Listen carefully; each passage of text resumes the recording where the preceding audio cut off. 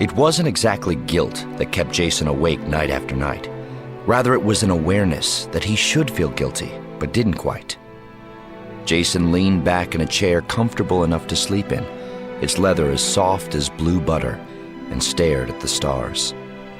The blast shields were withdrawn from the oversized viewport of his private office, and the chamber itself was dark, giving him an unencumbered view of space.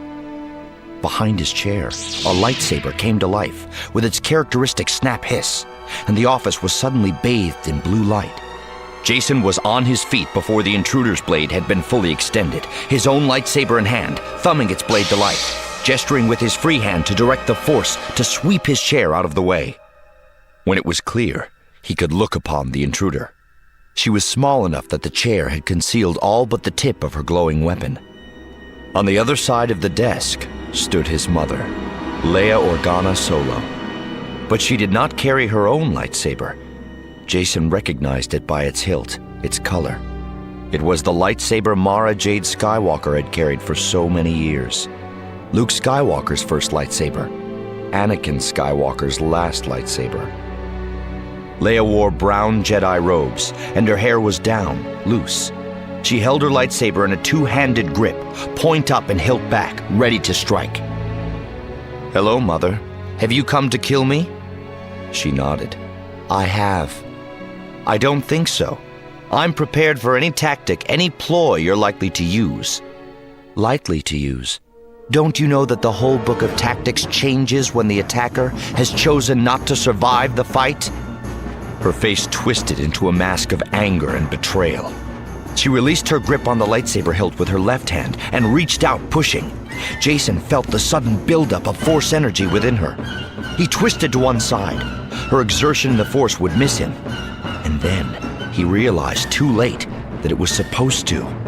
The force energy hurled past him and hit the viewport dead center, buckling it, smashing it out into the void of space. Jacen leapt away. If he could catch the rim of the doorway into the office, hold on there for a second or two it took for the blast shutters to close, he would not be drawn out through the viewport. But Leia's own leap intercepted his. She slammed into him, her arms wrapping around him, her lightsaber falling away. Together, they flew through the viewport. Jacen felt coldness cut through his skin and deaden it. He felt air rush out from his lungs, a death rattle no one could hear. He felt pain in his head behind his brow ridge from his eyes as they swelled and prepared to burst. And all the while, Leia's mouth was working as though she were still speaking. For one improbable moment, he wondered if she would talk forever, rebuking her son as they twirled dead throughout eternity.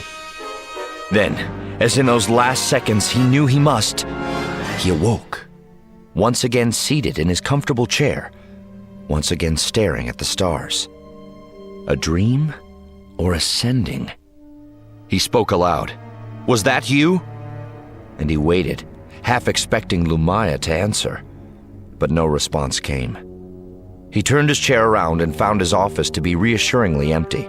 With a desktop control, he closed the blast shutters over his viewport. Finally, he consulted his chrono. 15 standard minutes had passed since the last time he checked it. He had at most 10 minutes of sleep.